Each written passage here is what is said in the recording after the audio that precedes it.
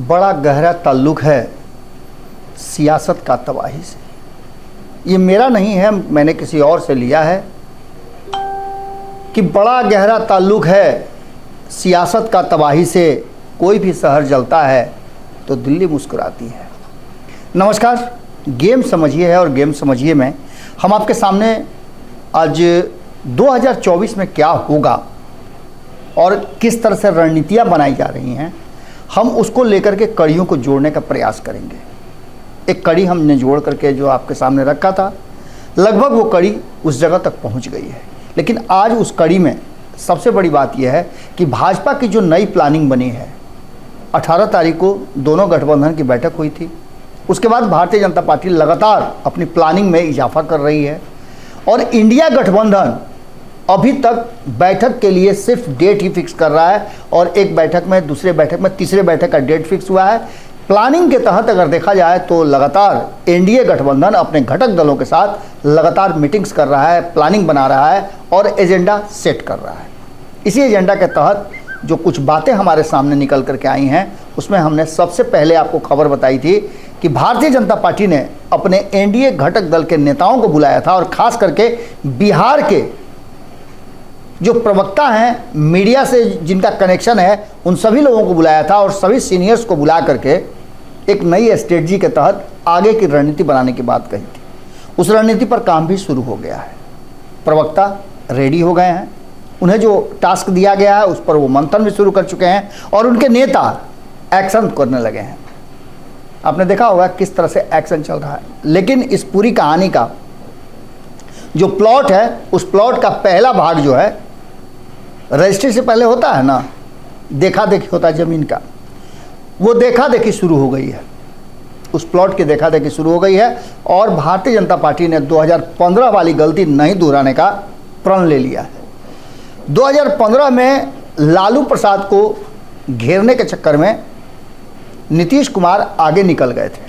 लालू प्रसाद की स्ट्रेटजी थी जिसको समझ नहीं पाई थी तब भारतीय जनता पार्टी, और वो घेरने लगी थी लालू प्रसाद को। नीतीश कुमार मुख्यमंत्री बन गए थे। हालांकि उसको रिकवर कर लिया, 2 साल के अंदर ही अपनी गलती में सुधार करके नीतीश कुमार को सरकार में शामिल कर लिया। लेकिन उसके बाद जो कुछ भी हुआ आप जानते हैं। भारतीय जनता पार्टी को बैकफुट पर रहना पड़ा और नीतीश कुमार के पीछे पीछे चल करके 2022 तक राजनीति और रणनीति करनी पड़ी।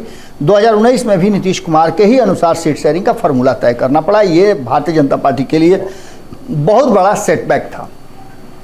लेकिन अब जब नीतीश कुमार अलग हो गए हैं तो भारतीय जनता पार्टी ने अपनी स्ट्रेटजी में बदलाव किया है और उस बदलाव में सबसे पहली बात है कि इस बार टारगेट पर नीतीश नहीं, लालू होंगे। अब आपके दिमाग में होगा कि लालू आखिर क्यों होंगे? लालू के पास न तो लोकसभा की एक सीट है, न लोकसभा में बहुत बड़ा उनका इंटरफेरेंस है, तो फिर निशाने पर लालू क्यों? 16 सीट वाले नीतीश क्यों नहीं? तो नीतीश के 16 सीट की अगर बात करें तो उसके लिए भारतीय जनता पार्टी की पहले से रणनीति तैयार है। भारतीय जनता पार्टी के पास 23 सीटें हैं, बाकी 17 सीटें उसके हाथ में नहीं है, जिसके लिए उसने अपने जो घटक दल हैं, अपने साथी दल हैं बिहार के, उन लोगों को काम पे लगा दिया है। लगातार आप देख रहे होंगे दौरा पर दौरा जारी है, चाहे वो उपेंद्र कुशवाहा हों, इसके अलावा आपने देखा होगा कि पशुपति कुमार पारस की टीम हो, चिराग पासवान हो या फिर जीतन राम मांझी हों। हालांकि इस टीम का हिस्सा नहीं होते हुए भी मुकेश सहनी भी लगातार अपनी रणनीति पर काम करना शुरू कर चुके हैं। लेकिन इन सब के बाद आपको बताते रहें कि भारतीय जनता पार्टी ने इस बार जो स्ट्रेटजी बनाई है वो सीधे लालू प्रसाद पर अटैक का है और नीतीश कुमार को छोड़ देने का है। नीतीश कुमार अपनी सीट और अपने लोगों के साथ समझौता करते रहें, क्योंकि कई ऐसे सांसद हैं उनके जिन्हें ये लगता है कि इस बार उनकी उम्मीदवारी समाप्त हो जाएगी। अपनी लड़ाई में उलझे नीतीश कुमार से ज़्यादा अहम है कि नीतीश कुमार से नहीं बल्कि लालू प्रसाद से लड़ना है और ये स्ट्रेटजी पूरी तरह से तैयार है। लालू प्रसाद से लड़ने के लिए, उस वोट बैंक को अपने कब्जे में करने के लिए और नीतीश कुमार के 30 से 32% जो वोट हैं उसको अपने खाता में लेने के लिए उसकी लड़ाई लालू प्रसाद से लड़नी जरूरी है। क्योंकि एक परसेप्शन आपने देखा होगा कि इधर लगातार जो चल रहा है, हमने आपको खबरों में बताया भी था कि इस बार अलग अलग खंड में विभक्त किया गया है। जो भारतीय जनता पार्टी ने बिहार की कमेटी बनाई है वो भी स्पष्ट कर रही है और स्ट्रेटजी भी साफ नजर आ रही है कि भारतीय जनता पार्टी इस बार ओबीसी को दो भागों में बांट रही है, जिसमें एक भाग में अकेले भारतीय जनता पार्टी यादव समाज को रख रही है, तो दूसरे खेमे में बाकी के सभी दल हैं, यानी सभी समाज के लोग हैं, सभी जाति के लोग हैं। वहीं ओबीसी की बात करें तो ओबीसी में पूरी तरह से वो लालू प्रसाद और नीतीश कुमार से छीनने का प्रयास कर रही है, उसमें भी वो स्ट्रेटजी के रूप में काम करना शुरू कर चुकी है। इसके साथ साथ आपको बता दें कि इस बार 15 साल बनाम 18 साल की लड़ाई लड़ने वाली है भारतीय जनता पार्टी। इन 15 सालों में लालू प्रसाद ने क्या किया था, उसकी पूरी एक एक कहानी बताई जाएगी। और इसके साथ साथ 2 साल उधर और 1 साल इधर जो हुआ, ये 3 साल की कहानी जो है, यानी 15 + 3 18 साल नीतीश कुमार और महागठबंधन के शासन का जोड़ करके, और उसकी कमियां, उसके नुक्स, और उसमें क्या क्या हुआ, अपराध किस तरह से हुए और कौन कौन सी बातें हुई जो समाज के लोगों को तकलीफ हुई, वो सारी बातें पूरा आइडेंटिफाई किया जा रहा है। रिसर्च जारी है, वो आम लोगों तक पहुंचाया जाएगा। नई पीढ़ी के लोग जिन्होंने आज से 18 साल पहले के शासन को नहीं देखा है, उनको बताया जाएगा और नीतीश कुमार के बयान को खास करके कोट किया जाएगा। नीतीश कुमार ने 2005 में क्या कहा था, इस बात को आप ऐसे समझ सकते हैं कि उपेंद्र कुशवाहा कल ही जब गोपालगंज में लालू प्रसाद के घर में घुस करके बात कर रहे थे, तो उन्होंने पूरे भाषण में नीतीश कुमार को कम और लालू प्रसाद के शासन को ज़्यादा टारगेट किया। उन्होंने कहा कि नीतीश कुमार की सबसे बड़ी गलती अगर कुछ है, जो अपनी पार्टी के साथ साथ बिहार को भी बर्बाद कर रही है, वो है उनका लालू प्रसाद के साथ वापस जाना। 2005 में किस कारण से वो आए थे सारी दुनिया जानती है, और बिहार में बिहार के लोगों ने नीतीश कुमार पर भरोसा इसलिए किया था कि हम सब उनके साथ थे और लालू प्रसाद के कुशासन से हमें बाहर निकलना था। लेकिन उसी लालू प्रसाद को फिर ले आए हैं, जंगल राज वापस आ गया, अपराध बढ़े हैं। इस बात को लेकर के बार बार आम जनता तक ये स्ट्राइक किया जा रहा है और ये पूरी तरह से स्ट्रेटजी के तहत है। इसके साथ साथ आपको बता रहे हैं कि भारतीय जनता पार्टी नीतीश कुमार पर बहुत स्लाइट अटैक कर रही है। उस स्लाइट अटैक में सबसे बड़ी बात क्या है तो आपको बता दे रहे हैं। टारगेट पर ललन सिंह है, ऐसे रडार पे ललन सिंह है भारतीय जनता पार्टी के, और ललन सिंह के रिश्ते जो हैं वो लालू प्रसाद से जोड़ने का हर संभव प्रयास किया जा रहा है। अब लालू प्रसाद से कितना जुड़े हुए हैं ललन सिंह, ये अलग बात है। राशि तो एक ही है, ललन और लालू, लेकिन नीतीश कुमार से कम और लालू प्रसाद से ज़्यादा उनके संबंध है। इस बात को कैश करने के लिए और ये बात बताने के लिए खास करके जदयू के नेताओं को बार बार प्रयास एनडीए की तरफ से किया जा रहा है। इसमें सबसे बड़ी बात यह है कि जो टकराव की स्थिति है, नीतीश को माइनस करने के लिए कहा जा रहा है लालू प्रसाद पर सीधा हमला किया जाएगा, और सीधा हमला करने के बाद नीतीश कुमार जब उनके पास उन पर टारगेट बंद हो जाएगा तो ऑटोमेटिक आप जानते हैं कि आप कहीं बैठे हुए हैं किसी महफिल में कुछ लोगों के बीच में, उस बीच में बार बार जब आपके चाय के लिए, पानी के लिए, नाश्ता के लिए पूछा जाए और उसमें से किसी एक व्यक्ति को नहीं पूछा जाए, तो उस व्यक्ति की मनोस्थिति को आप समझ सकते हैं। बिल्कुल उसी अंदाज में भारतीय जनता पार्टी ने जहां कांग्रेस को हमला करने का, कांग्रेस पर अटैक करने का प्लान बनाया है, लालू प्रसाद के राष्ट्रीय जनता दल पर अटैक करने का प्लान बनाया है, वाम दलों पर अटैक करने का प्लान बनाया, वहीं नीतीश कुमार को पूरी तरह से छोड़ने का प्लान बनाया है, जिससे कि उस समाज में बैठे हुए नीतीश कुमार को यह एहसास हो कि उनकी उपयोगिता, उनके लोगों की उपयोगिता और उनकी पार्टी बिल्कुल ही कोई मायने नहीं रखती है, किसी भी तरह का कोई टेंशन नहीं है।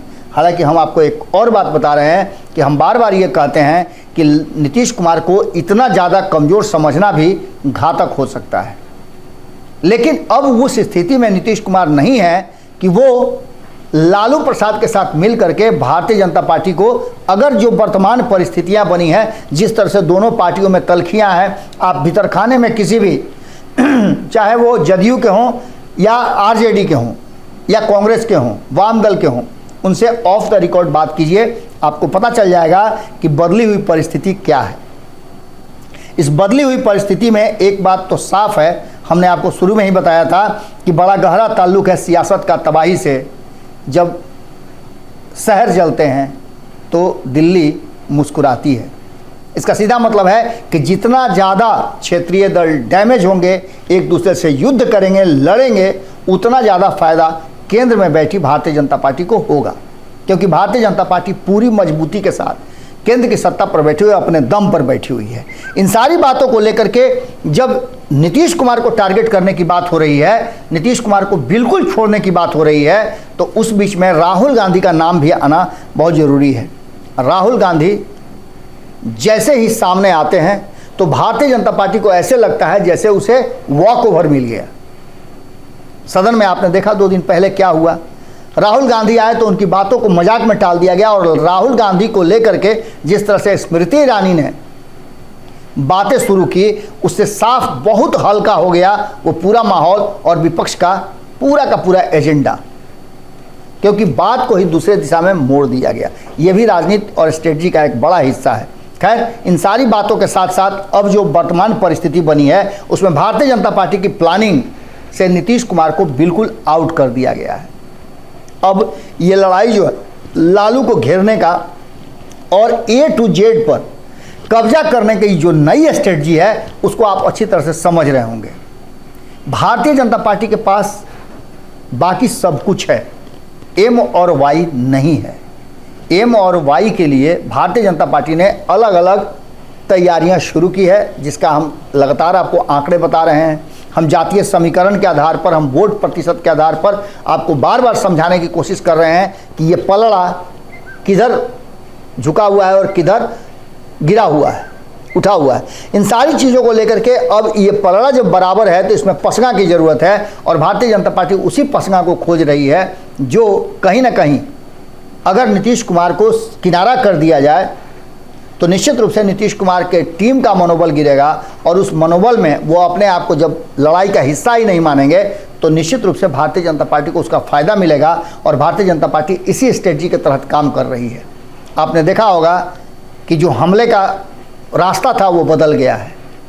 आपने चिराग पासवान की बात सुनी होगी, अब वो भी जंगल राज की बात करने लगे हैं। वो भी अब 18 साल की बात करने लगे हैं, यानी 15 और 3 18।